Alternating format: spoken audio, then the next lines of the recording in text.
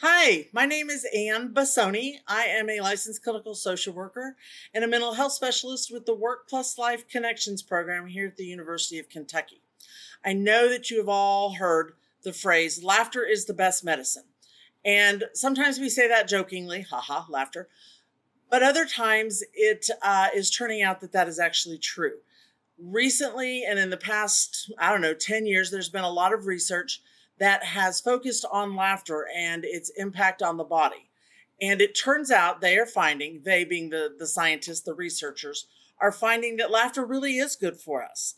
And we need to laugh. It makes us feel good. And we're going to talk about some of the ways it impacts our bodies in a positive way. And we're also going to talk a little bit about where do you find this laughter? Can you make yourself laugh? It's kind of like, can you tickle yourself? I think we can make ourselves laugh, but I'm not sure, at least I cannot tickle myself. And I'm pretty grateful for that. So, anyway, first and foremost, what happens when we laugh is that the opioid receptors in our brain release endorphins.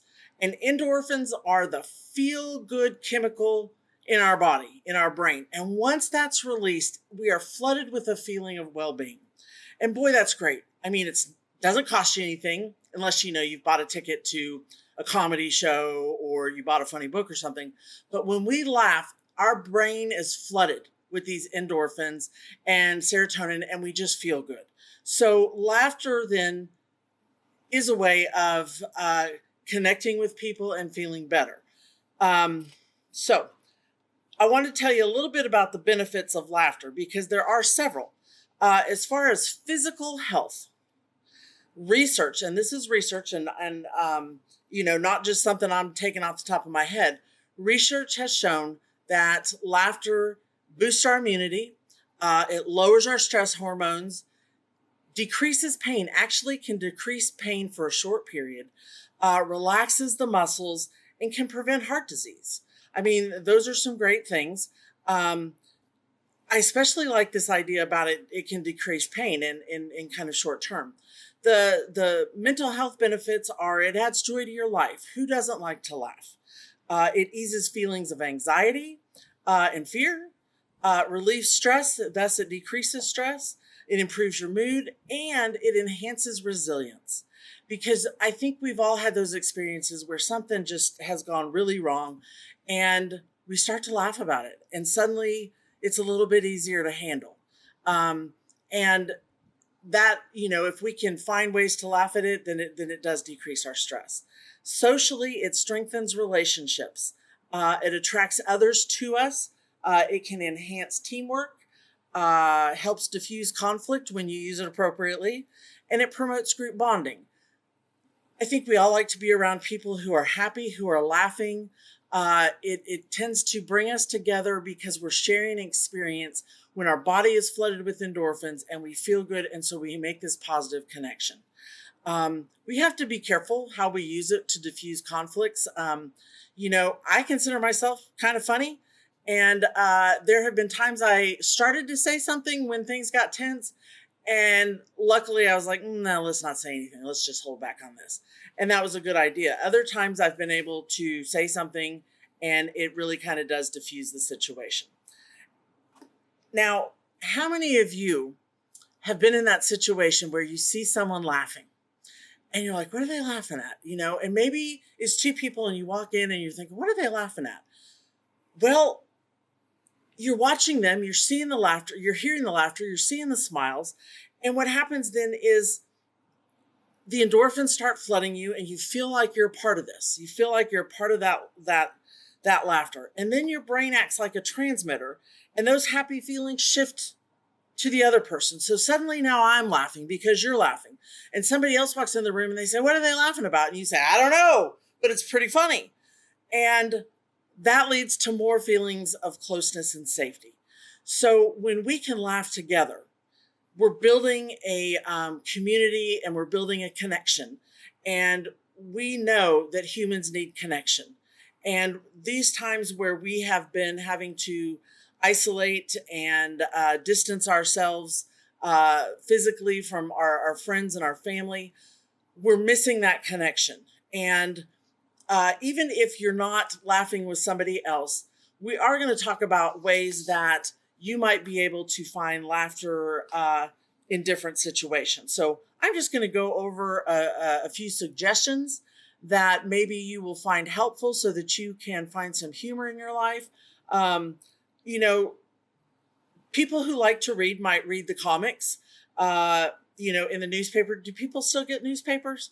I think so, but there's comics in there, and maybe you have a funny one. Some of them, different comics, some are funny, some aren't. And it's interesting because we all find things very different as far as humor. And some people don't like sarcasm. Some people love sarcasm, but you want to read some comics, whether that's in the newspaper or online or in those compilations of comics like Doonesbury and things like that. You want to find the people who are funny.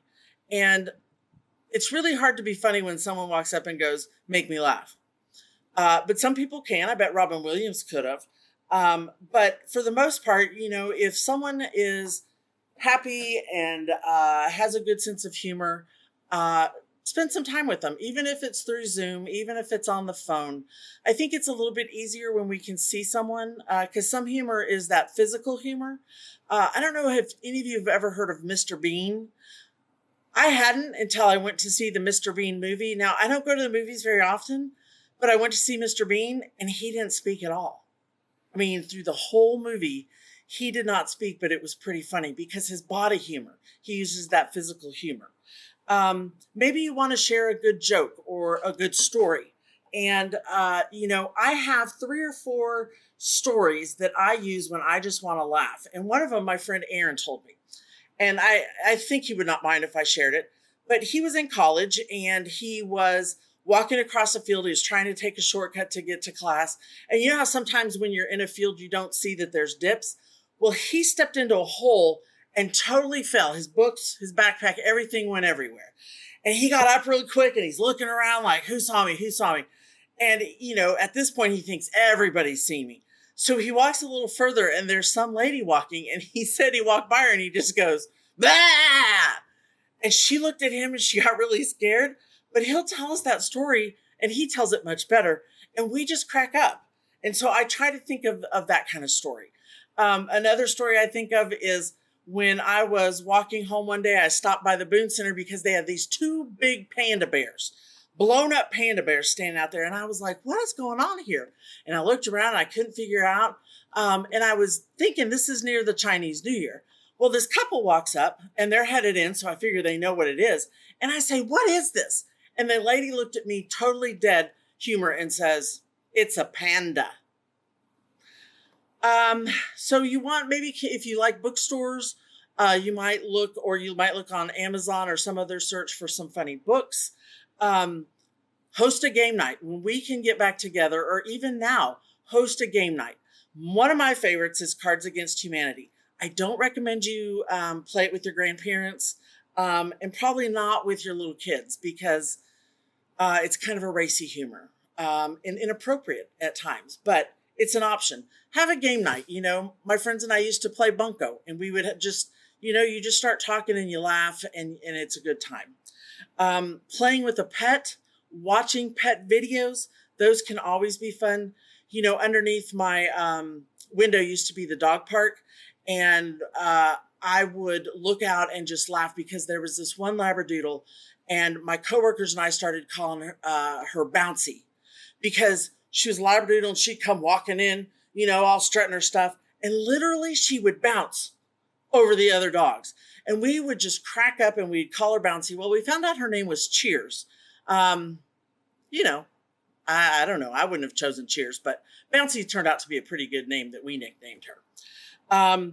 You might also, there is a thing called yoga laughter. And there is a lady here in town that teaches yoga laughter in Lexington. So you might look up Yoga Laughter Lexington. And I was watching some of them and I thought, ooh, that'd make me a little uncomfortable. But I think it'd be really fun if you gave it a shot. So that might be something to try. Play with kids. One of my favorite things to do at the end of the day is to watch America's Funniest Home Videos. They have these little clips on Facebook and I love them. I love them when people get scared. You know, help me, but I love it when people fall and slip. And I know it's terrible, but I laugh. I can't help it. I laugh when I fall myself. So, I seek those out. There's another guy named Neil Henry who I watch, and he like attaches the snake to someone, a string with a snake. And then he goes, snake, snake. And they start running and they trip and they fall. But the funniest part is there's this little voice that goes, run. So, that's my humor. I like that. Memes, I think, have a lot these days of humor. I'm not sure what your humor is, what type you enjoy, but get online. You might even type in funny things, get creative in your search, but find some time to laugh every day so that you can enjoy the benefits of good health, physical health, good emotional health, pain reduction, boost your immunity, and just put some joy in your life. I'll answer any questions you all might have right now, and I hope this was helpful, and I hope you have a good laugh today. Thank you.